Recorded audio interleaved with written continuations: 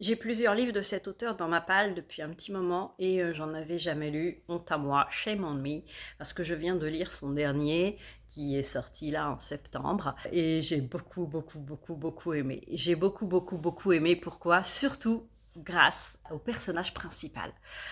Le personnage principal, j'ai vraiment adoré parce que c'est une japonaise d'une quarantaine d'années qui ne paye pas de mine, qui fait un peu passe-partout, qui est un peu invisible.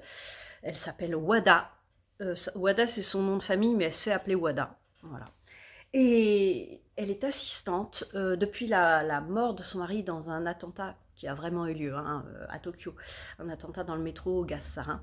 Elle est assistante chez un détective privé, un détective qui avait enquêté sur cette affaire à l'époque. Et voilà que ce détective reçoit une dame d'une quarantaine d'années aussi, une japonaise aussi, qui a rendez-vous à Londres avec un homme qui dit avoir des informations sur la mort du père de cette femme.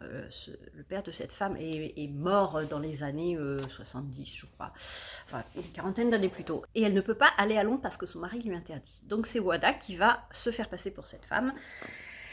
Et tout va dégénérer quand elle arrive à Londres. Elle se retrouve quasi toute seule dans un pays qu'elle ne connaît pas trop. Elle y est allée une fois en fait pour son voyage de noces.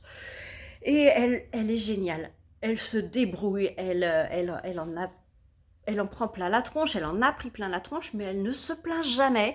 Elle va toujours de l'avant, elle trouve toujours un moyen. C'est une MacGyver, cette fille.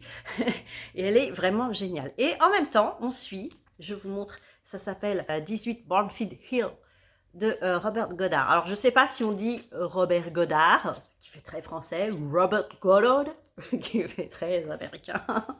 Je ne sais pas comment on le prononce en France. Et c'est chez Sonatine. Et on suit alternativement aussi Nick Miller, qui est un homme qui n'a pas connu son père, jamais. Et pareil, un homme appelle Nick pour lui dire, voilà, j'ai des infos sur ton père que tu n'as jamais connu. Et les deux vont finir, donc Wada et Nick vont chacun enquêter de leur côté pour retrouver cet homme qui ne vient jamais au rendez-vous. Et finalement, les histoires se croisent et Robert Goddard arrive avec finalement des choses assez basiques qu'on retrouve dans les romans policiers, c'est des choses assez simples, à nous faire un roman super dynamique, très haletant. C'est un vrai page-turner, tout ça surtout grâce à Wada qui se met dans des situations pas possibles parce qu'elle fonce, elle veut savoir et c'est génial. J'ai trouvé ça très bien fait. Et alors j'espère qu'il y aura une suite ou au moins une série parce qu'à la fin on sent qu'il y a moyen d'avoir une suite. Et j'aimerais beaucoup retrouver cette Wada voilà, qui fait la détective quoi. Elle est vraiment géniale, elle est vraiment super géniale cette Wada.